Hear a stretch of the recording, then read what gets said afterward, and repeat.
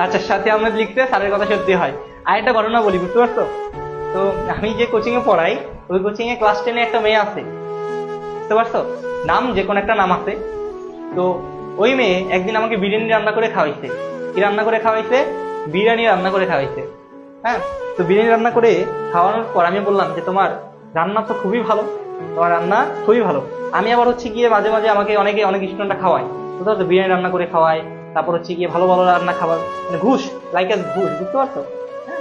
তো আমি কি করছি, ওরে হচ্ছে গিয়ে দোয়া দিছি, হ্যাঁ, যে তোর এক জায়গায় ভালো এক জায়গায় বিয়ে হবে, তোর ভালো এক জায়গায় খুব শীঘ্রই বিয়ে হবে, বুঝতে পারছো?